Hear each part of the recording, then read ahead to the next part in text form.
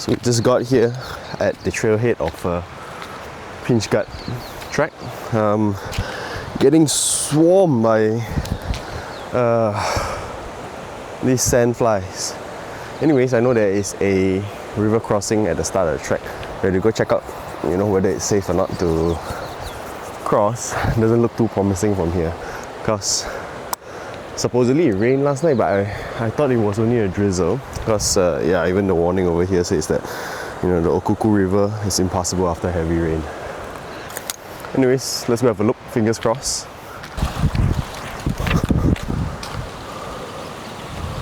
It doesn't look too promising. That's disappointing. Probably rained heavy upstream last night, and yeah, it's just water is moving it's just too fast for me to cross, too dangerous. It's not worth the risk. Anyways, probably I think of plan B. I know there is another trailhead, but it's on the other side. It's probably another half an hour, 45 minutes drive away. It is also a longer track, so let me just read up on it, and let me just consider it in the car. Okay. So unfortunately, explored all my options. There are other ways to head up to the Pinchgut Hut, but number one, it's a 10-kilometer hike one way, and number two, it's another 45 minutes drive away. So it doesn't seem like a viable option given that it is 11:15 a.m. But it is what it is, so rather not risk my safety over here. I'll catch you guys tomorrow. So it's the next day. We are here at Mount Thomas Conservation Park, and we are going to do Mount Thomas Summit. We might actually, if we have time, head over to Pinchgut Hut just to tickle my curiosity. Since we're already there, we have time. It's 9:30 now, and we might go over there and make a loop back, but let's see if we have time, and how long it will take to reach Mount Thomas Summit. So let's check it out. So we've got a couple of tracks over there. I think what we're going to be doing is Ridge Track and going up to Mount Thomas Summit. Wrong way, I think it's over there. Okay, I think I found the trailhead. Here. I forgot to mention, the trailhead is from Wooded Gully campsite.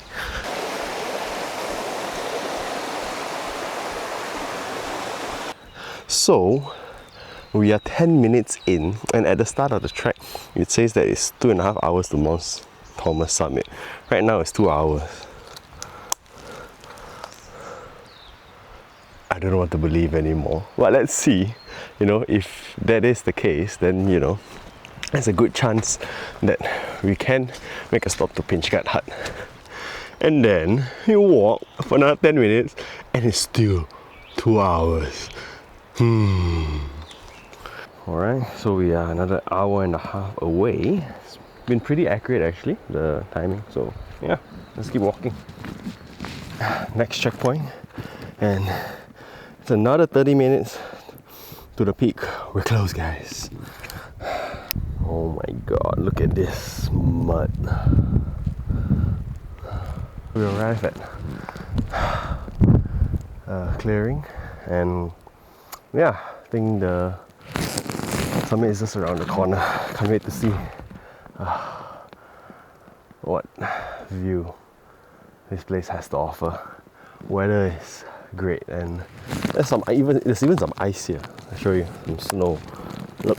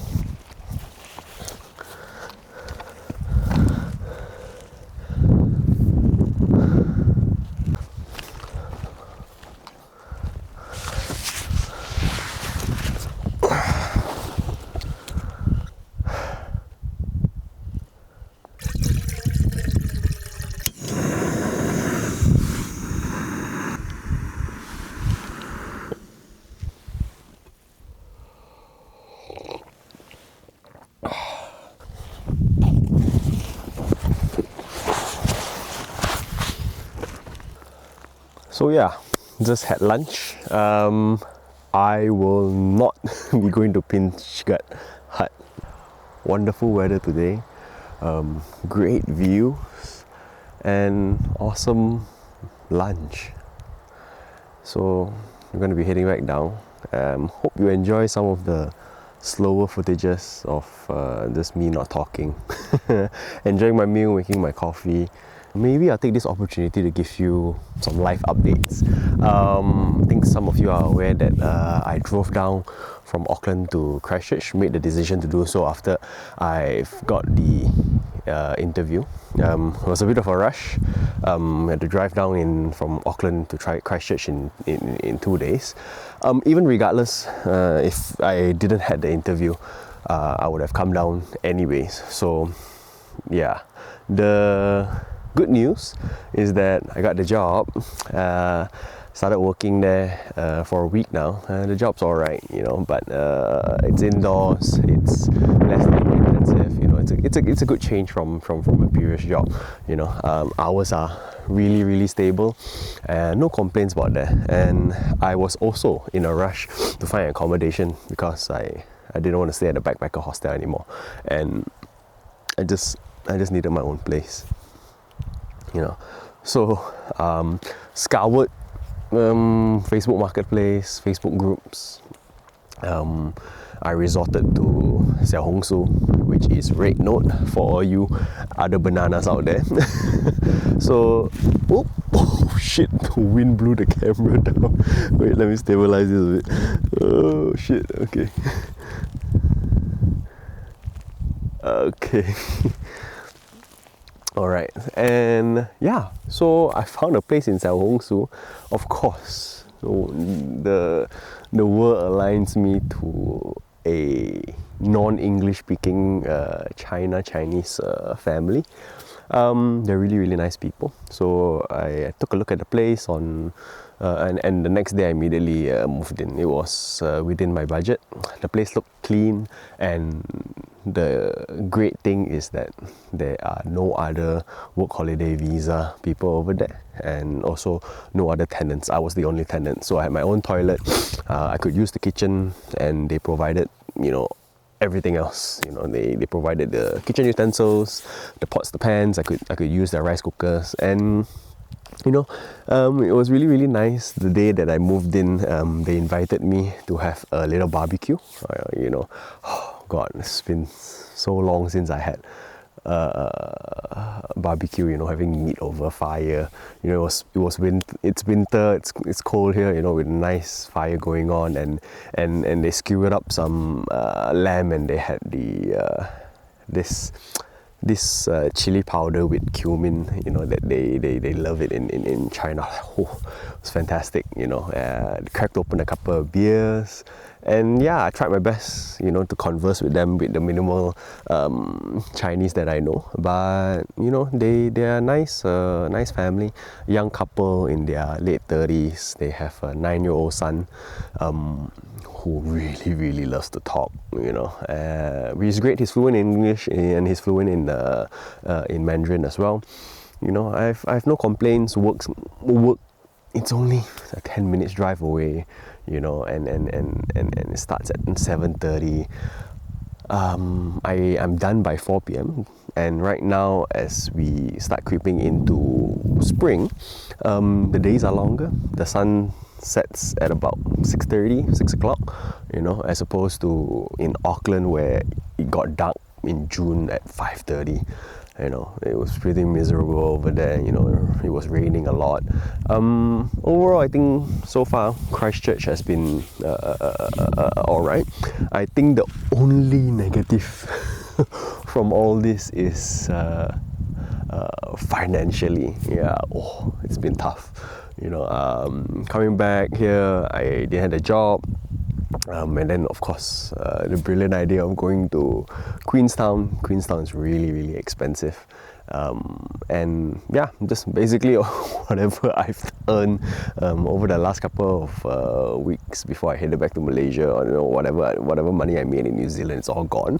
So I had to start footing up additional money from my Malaysia account. yeah, it's all right. Salary's coming in soon, and yeah, I always take this as something that I knew when I was here it wouldn't be something that I'll be saving a lot. It's as opposed to that, I rather have that money help me subsidize for the experiences that I have over here, and probably cost me a bit actually. I have savings back in Malaysia that I knew that I was going to use for this work holiday visa period. I knew that when I was here,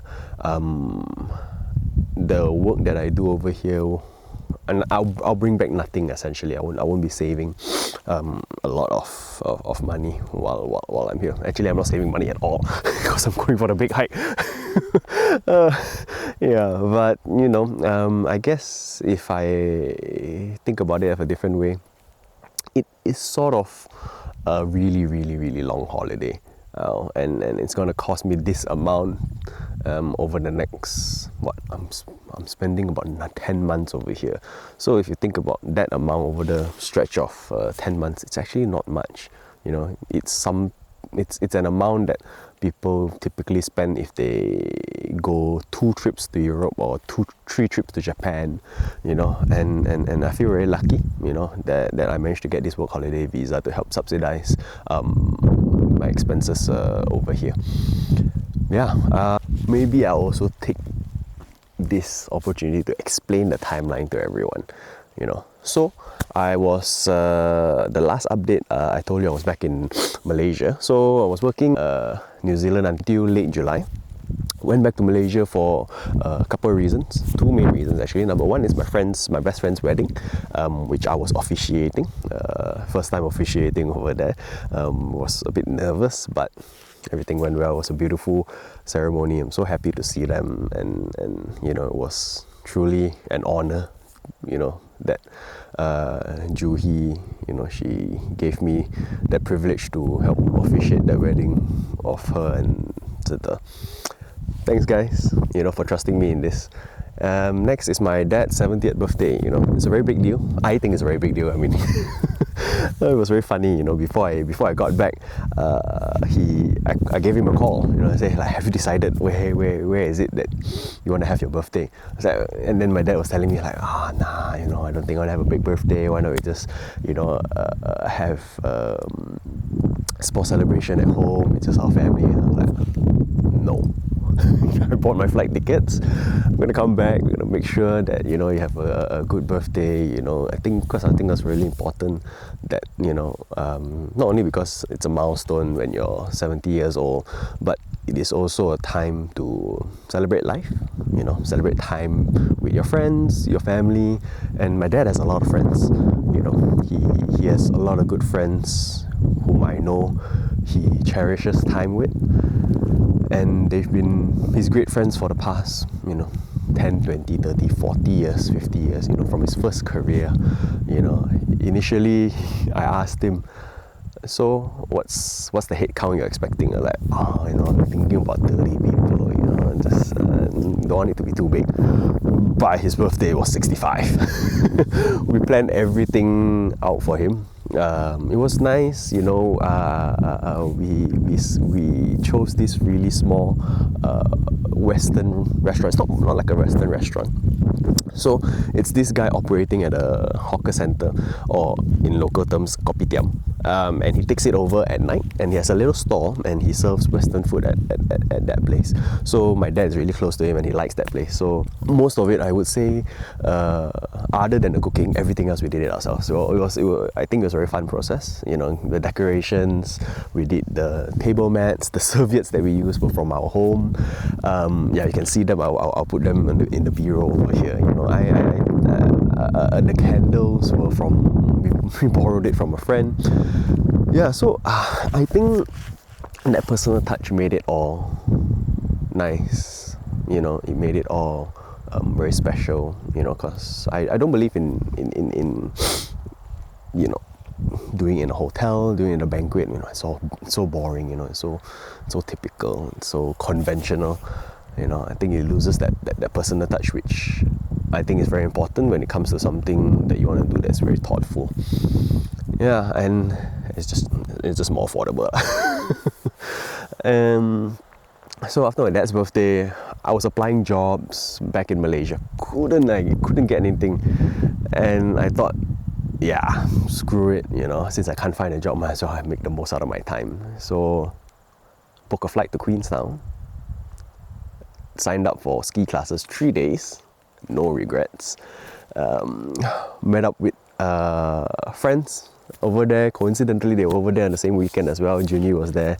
We reconnected recently, which is great. Met a couple of Malaysians over there. It was really fun. I enjoyed skiing. It was my first time, and we managed to go on blue runs, which is after green. So green is the absolute beginner. So you start from never skied before, then you go to green, and then it was blue. But to be fair, some of the blue ones were pretty steep. But yeah, awesome time in Queenstown. It's just so expensive, And yeah, from there I signed up for a service where it allowed me to transfer a car from Queenstown to Christchurch, and I get to use the car for free. So I had some time in between. The deal is that you drive the car from Queenstown to Christchurch in 2 days, but you get to use the car for free, and you can do anything you want in that 2 free available days. All you have to do is just make sure that when you arrive at your destination by this set date. So I went over to Lake Tekapo, amazing, the Milky Way over there. And the night sky is so clear, the place is so dark, they really preserve the dark skies over there. Managed to squeeze in some time for Aoraki or Mount Cook National Park as well. Unfortunately, the second bridge that you can take that allows you to reach closer to Mount Cook Peak, not Mount Cook's Peak, that allows you to reach to the viewpoint of Mount Cook, the main one, it's closed. They got destroyed during a recent flood this year. Oh shit, it's pretty windy. Recent flood this year, so we only got to cross the first bridge, but it was still really nice, just unfortunate. And they're expected to open only next year, autumn, for the second bridge. Anyways, then I made it to Christchurch. On I was supposed to return the car on, let me see, Monday. Okay, so I returned the car on Monday. Okay, I had confirmation for an interview in Christchurch on Thursday.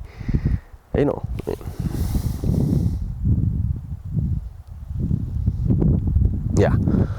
So I returned the car to Christchurch on a Monday, okay, and my flight was in the afternoon. And I had a confirmation from the employer in Christchurch for a job interview on Thursday. I didn't want to rearrange the time. I don't want to miss out on the opportunity, so I just said yes. Okay, so I returned the car on a Monday, flew back to Auckland, immediately booked a ferry for Wellington to Picton to cross the Cook Strait on Wednesday morning.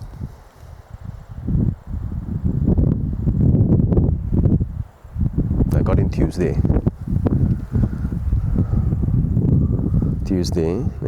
Wednesday.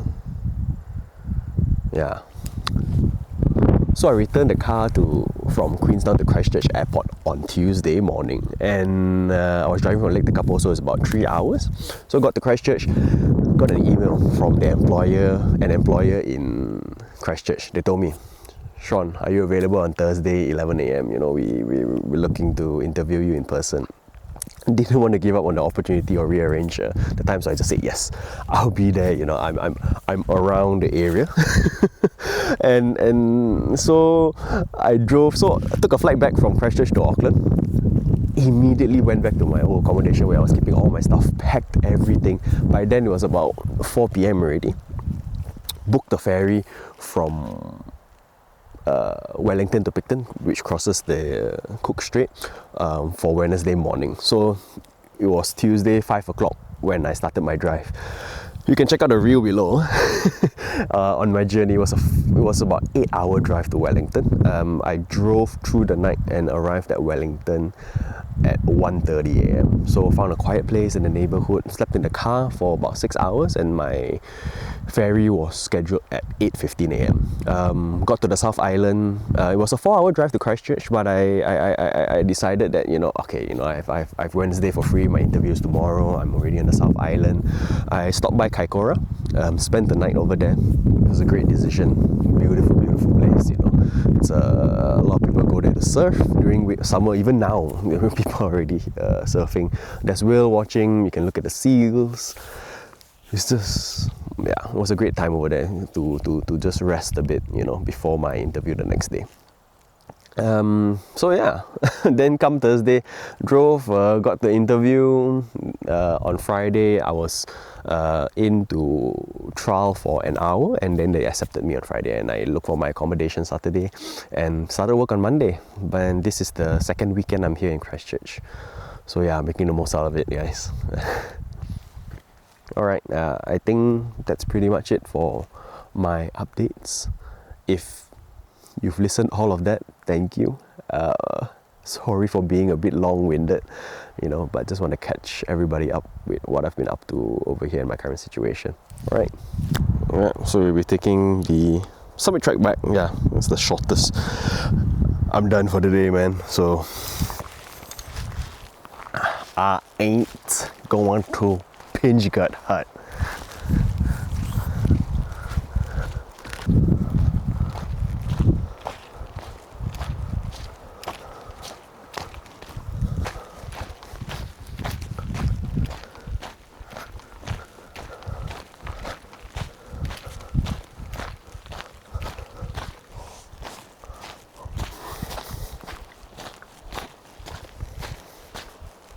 So just finished the hike and I am at the starting point, and I've been trying to figure out how and why the track is longer than expected. Watching back my videos, I realized I took the wrong way. Even I said in the video that I'm going to take the summit track, but I didn't do the summit track. So look here. Okay? I pointed out in the earlier video is that I'm going to do summit track, which is to the right here. Okay? I end up going straight. So instead of walking for 3.7 kilometers, I walked for 6.8 kilometers. What the hell is wrong with me? Okay, that's all.